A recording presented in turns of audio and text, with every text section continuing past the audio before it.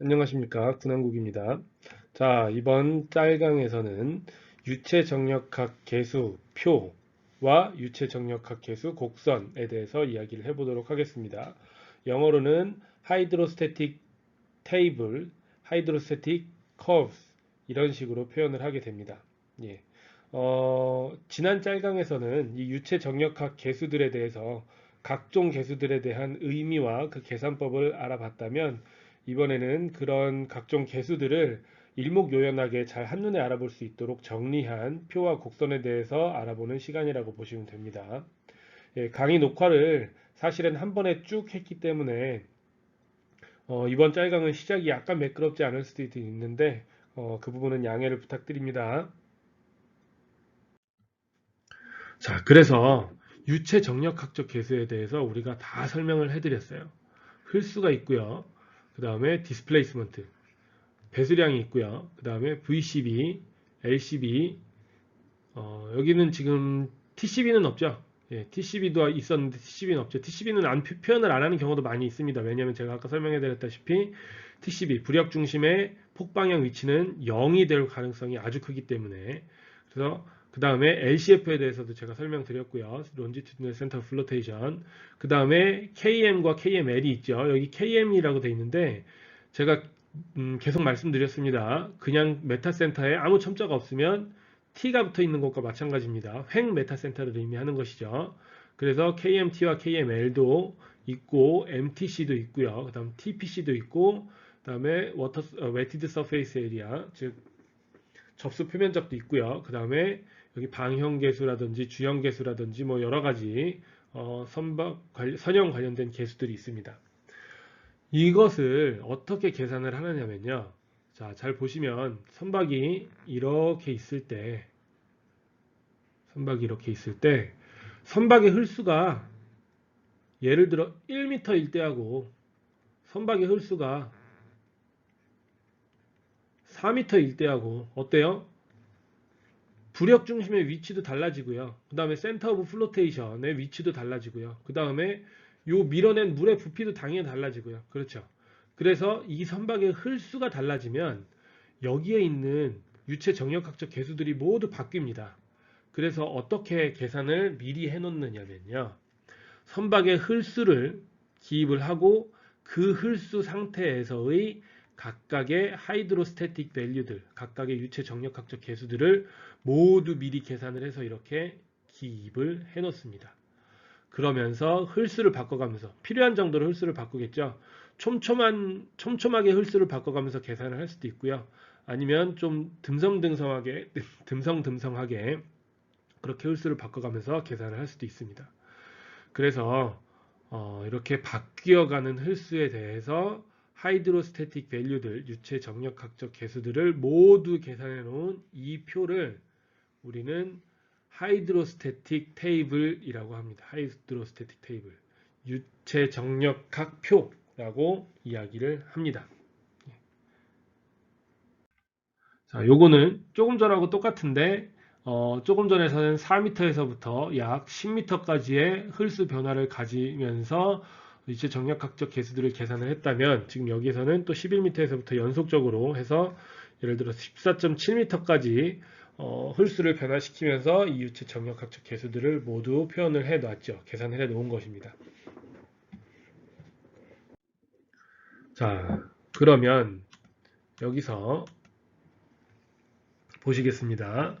이 장에서 설명을 하려고 하는 것은요. 자, 요거는 뭐예요? 하이드로스태틱 테이블이죠. 유체 정력학적 표입니다. 흘수 변화에 따라서 모든 하이드로스태틱 밸류들을 계산을 해서 표에 기입을 해 놓은 것이잖아요.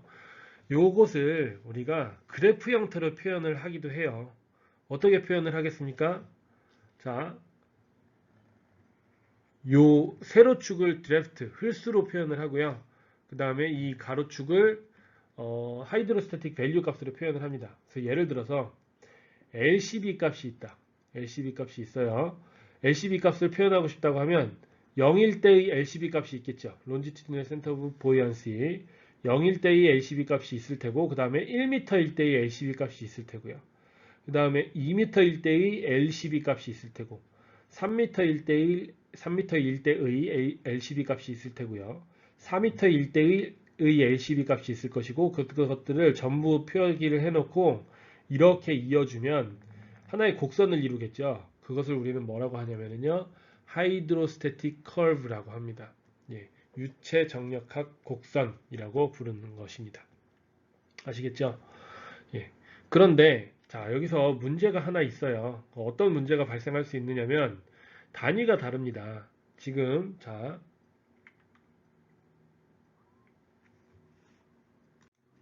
예를 들어서 여기 LCB 있지 않습니까? 그 다음 LCB나 TCB 이런 게 있지 않습니까? 이거는 뭐예요? 선박이 이렇게 있을 때 부력 중심의 길이 방향 위치 뭐 이런 거였잖아요. 이것은 커봐야 예를 들어 선박이 뭐 한 300m 되면 아무리 커야 150m 혹은 뭐 200m 가까이 이런 식으로 나오겠죠, 값이. 150에서 200 값이 될 텐데 어, 예를 들어 디스플레이스먼트 같은 거 봅시다. 예, 이런 거 보면 30만 톤급 유조선이라고 하면 디스플레이스먼트가 톤 단위로 표현이 되잖아요. 그럼 얼마겠습니까? 여기에 30만 톤을 싣고 다닐 수 있는 배의 배수량은 약 36만 톤 정도 되거든요. 그럼 36만이라는 숫자가 여기 표현이 되어 있는 겁니다. 그러면 지금 하이드로스태틱 커브라는 것을 그릴 때 하나의 그래프에 요것들을 모두 다 표현을 해야 되는데 자, LCB는 지금 보시면 뭐 예를 들어서 0에서부터 200까지의 값을 가진다고 하면 0에서부터 200까지의 값의 표현이 되니까 이런 식으로 표현이 되겠죠. 이렇게 200까지 값이 가니까요. 이게 LCB 커브입니다. 그런데 디스플레이스먼트는 36,000까지 표현을 해야 되잖아요. 즉 36,000이면 어디예요? 여기가 200이니까 36,000은 뭐 여기도 안 되죠. 36,000이라고 하면 이 화면을 뚫고 나가가지고 거의 몇 미터 가야 되죠. 그래프를 이런 식으로 그려야 되죠. 이런 식으로. 그러니까 도저히 스케일이 다르기 때문에 어떤 것은 뭐 100m 단위, 어떤 것은 심지어 1m 단위, CB 값 같은 건 어땠습니까? 방향계수 같은 건 0.1 단위 뭐 그렇잖아요. 그 다음에 이건 36,000 이런 식으로 돼 있죠. 그래서 하나의 그래프에 같은 스케일로 그리면 다 표현을 못합니다. 여기를 예를 들어 36,000이라고 표현을 해 놓으면 그러면 0.1의 값은 여기서 보이지도 않겠죠. 그러니까 CB 값 같은 경우는 하나의 그래프에 표현하기가 상당히 어려워요. 그래서 하나의 그래프에 표현을 하기 위해서 모든 값들을 표현하기 위해서 축척이라는 것을 사용을 합니다. 그래서 각각의 값에 축척을 달리 적용을 해서 하나의 그래프에 표현을 하곤 합니다. 그 부분에 대해서 다음 장에서 말씀을 드릴게요. 자, 보세요. 이게 바로 하이드로스태틱 커브입니다. 그런데 지금 보시면 숫자가 0에서부터 200 사이밖에 없죠. 근데 자, 생각을 해보십시오. 제가 조금 전에 말씀드렸죠. CB 값 같은 경우에 여기에 온전히 스케일 조정을 하지 않고 표현을 한다면 CB 값은 0에서 1 사이잖아요. 0에서 1 사이니까 여기에만 어떻게 표현이 될 겁니다. 즉 흘수가 바뀌면서 뭐 이런 식으로 표현이 되겠죠. 0에서 1 사이 바뀌는 이렇게. 그러면 요 0에서 1 사이 여기 1도 여기가 아니겠지만 그 사이에 어떻게 표현이 될 텐데 이게 표현이 안 되겠죠. 디스플레이스먼트 같은 경우에는 200까지 표현으로 택도 없습니다. 36,000까지 가야 되기 때문에. 예. 그래서 우리가 스케일 조정을 하는데 이런 식으로 하이드로스태틱 커브가 주어졌을 때 어떻게 읽는지에 대해서 말씀을 드려보면요. 예를 들어 내가 10m 흘수일 때의 하이드로스태틱 밸류들을 알고 싶다고 하면 여기서 일단 값을 읽으면 됩니다. 값을 읽을 건데 자 어떤 값을 읽어볼까요? 예, 여기서 뭐 예를 들면 VCB 값을 읽어봅시다. VCB는 뭡니까? 선박의 부력 중심의 높이 방향 위치를 나타내는 거라 그랬죠? 부력 중심의 위치를 읽어보면 자 VCB면 요게 VCB니까 어디서 읽혀져? 요 10m니까요. 약 한 여기가 50이니까 뭐 55 대략 55 정도의 값을 가지겠죠. 그런데 여기 축척이 나와 있잖아요. 1대 0.1이라고 되어 있지 않습니까? 그럼 어떻게 하는 게 되느냐면 1대 0.1이니까 0.1이라는 값을 읽은 데다가 곱하면 됩니다. 그럼 어떻게 돼요? 5.5m라는 값이 나오죠. 즉 흘수가 10m일 때 그때 부력 중심의 높이는 5.5m다. 자, 얼추 맞죠? 흘수가 10m잖아요. 그러면 부력 중심은 당연히 이 흘수의 약 절반 정도 어딘가 위치하겠죠. 즉 부력 중심의 높이 방향 위치는 5m 언저리에서 나올 겁니다. 그러니까 대략 맞죠. 다른 거 한번 읽어볼까요? 여기 보시면 LCB 값을 한번 읽어보겠습니다. LCB 말고 뭐가 없을까? 네, 이렇게 할게요. 여기서 그래 LCB 값을 한번 읽어보겠습니다. 자, LCB 값이면 10m에서 LCB 값이면 그래프가 요 그래프죠. 요 그래프 이렇게 갑니다. 이렇게 가서 여기서 만나겠죠.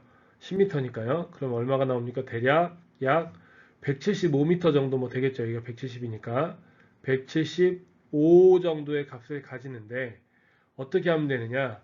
자, 여기에 1대 0.1 더하기 200이라고 되어 있잖아요. 우선 여기 더하기 200이라고 되어 있는 건 200을 더했다는 말이니까요. 일단 200을 여기서 빼는 겁니다. 그래서 여기서 200을 빼면 얼마가 됩니까? 마이너스 200 하면 마이너스 25가 되겠죠. 이제 여기에다가 0.1을 곱하는 거예요. 그럼 어떻게 됩니까? 마이너스 2.5m가 됩니다. 자, 이게 무슨 말이냐? LCB, Longitudinal Center of Buoyancy, 부력 중심의 길이 방향 위치가 여기 from midship이라고 돼 있잖아요. 선박의 중앙에서부터 봤더니 중앙으로부터 마이너스 2.5m 떨어진 위치에 부력 중심이 있더라. 그런 말이 되는 것입니다. 아시겠죠? 그래서 이렇게 스케일을 변경을 해서 하이드로스태틱 밸류 값들을 하나의 그래프에 표현을 하고 있다. 이것을 우리는 하이드로스태틱 커브스, 유체 정력학 곡선이라고 부른다. 이렇게 알고 계시면 됩니다.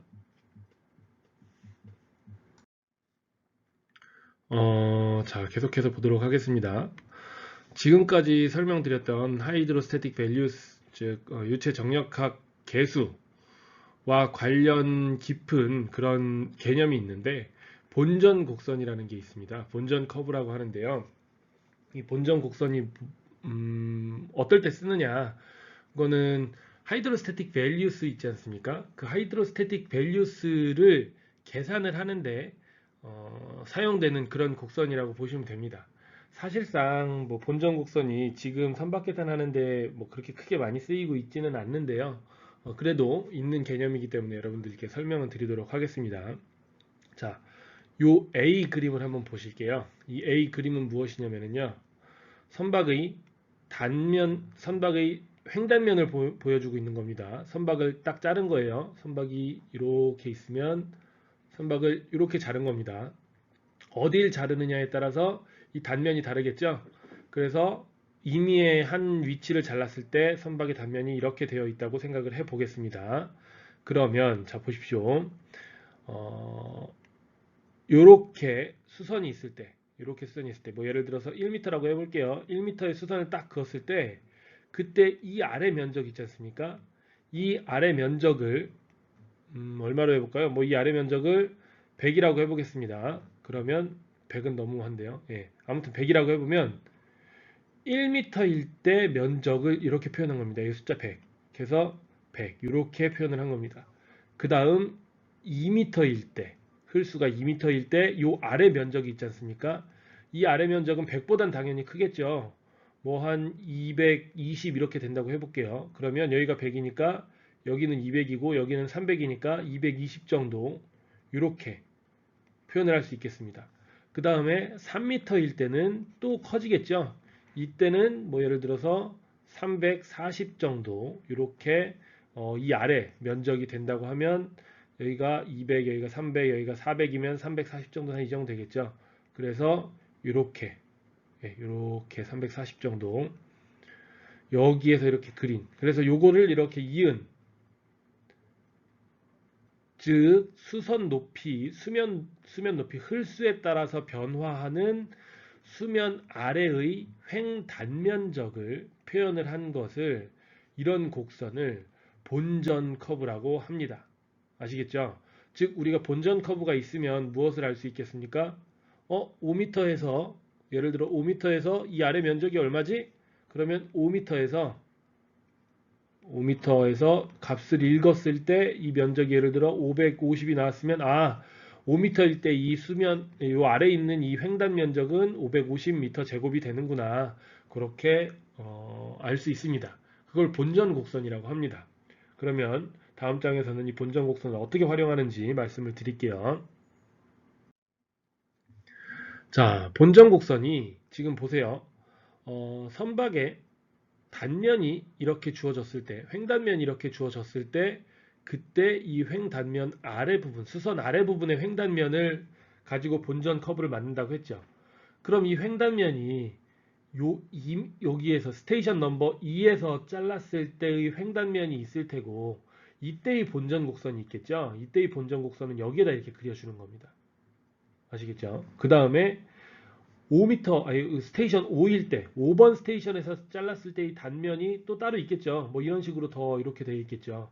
이때 단면에서의 수선면 아래 면적을 쭉 계산을 하면 이때의 본전 커브도 나름대로 나오겠죠. 맞죠? 스테이션 8번일 때도 나름대로 본전 커브가 있겠죠. 그래서 모든 스테이션 7번일 때도 마찬가지고 6번일 때도 마찬가지고 그때의 본전 커브를 여기에다가 다 이렇게 표현을 해 놓습니다. 그렇죠. 왜냐하면 단면이 다 다르니까 선박을 어디에서 자르느냐, 어떤 스테이션에서 자르느냐에 따라서 단면이 모두 다르기 때문에 각각 스테이션에서 본전 커브를 전부 다 이렇게 표현을 해 놓습니다. 자, 그럼 이걸 가지고 무엇을 할 수 있느냐? 나는 이렇게 흘수선을 이렇게 그었을 때, 수선을 이렇게 그었을 때, 이 수면 하부에 부피를 계산하고 싶다고 하면 어떻게 부피를 계산할 수 있겠습니까? 어떻게 계산할 수 있느냐면요. 자, 요 흘수일 때 이 수면 하부의 면적이 나오죠. 그걸 A1이라고 할게요. 요 흘수일 때 수면 하부의 면적을 요거 읽으면 되겠죠. 이거 면적을 읽으면 A2 이게 수면 하부의 면적이죠. 요거일 때도 수면 하부의 면적이죠. 이걸 A3라고 하겠습니다. A4 해서 쭉 모든 단면적을 계산할 수 있죠. 즉 뭡니까? 요 단면적 계산할 수 있고요. 홀수선 밑에 요 단면적 계산할 수 있고 이 단면적 계산할 수 있고 이 단면적 계산할 수 있고 요때의 단면적 계산할 수 있고 그러니까 홀수 아래 부분에 횡단면적을 모두 계산할 수 있습니다. 모두 알아낼 수 있어요. 읽기만 하면 알 수 있다는 거죠. 그러면 이때의 횡단면을 알고 이때의 횡단면을 알고 이때의 횡단면을 알고 이때의 횡단면을 알고 모두 횡단면을 알기 때문에 이 횡단면들을 쭉 이어서 적분을 하면 우리는 이 수면 하부의 부피를 알 수가 있는 것입니다. 이해되시죠? 요걸 그럼 요 단면적을 각각 알 때, 이거의 단면적을, 위치에서의 단면적을 각각 알 때, 그때 어떻게 적분을 해서 이 수면 아래의 볼륨을 계산하느냐는, 우리가 나중에 다룰 심슨 적분이라는 게 있는데, 그런 방법을 알면, 그런 방법론을 알면 우리가 적분이 가능하고요. 그래서 그럴 때 사용을 하는 것입니다. 예를 들어서, 선박이 이렇게 기울어져 있다고 해볼게요. 예. 선미가 물에 잠겨서 이런 식으로 선박이 기울어져 있다고 가정을 하면 이때 물에 잠긴 부분의 부피를 우리가 계산을 하고 싶잖아요. 그럼 어떻게 해야 되겠습니까? 이때 수면 하부의 단면적, 이때 수면 하부에서의 횡단면적, 이때 수면 하부에서의 횡단면적, 이때 수면 하부에서의 횡단면적, 여기에서의 수면 하부에서의 횡단면적, 여기에서의 수면 하부의 횡단면적 전부 다 읽어서 그 횡단면적들을 전부 길이 방향으로 적분을 하게 되면 그러면 요 아래 있는 부분에 부피를 우리가 쉽게 계산할 수 있다. 그렇게 이해를 하고 계시면 됩니다. 그래서 본전 커브는 선박 계산을 하는 데 있어서 즉 수면 하부의 부피와 관련된 계산을 하는 데 있어서 본전 커브가 있으면 좀 많이 도움을 받을 수 있다. 그렇게 이해를 하고 계시면 됩니다. 자, 여기까지 해서 이번 시간에는 유체 정력학 계수 표와 유체 정력학 계수 곡선, 하이드로스태틱 테이블과 하이드로스태틱 커브스에 대해서 알아봤습니다. 그런데 참고로 말씀드리자면 하이드로스태틱 커브스를 배수량 등곡선도라고 표현하기도 합니다. 그런 용어도 있으니까 혼동하지 않으시기를 바랍니다. 예, 그럼 오늘 짤강은 여기까지 하겠습니다. 고맙습니다.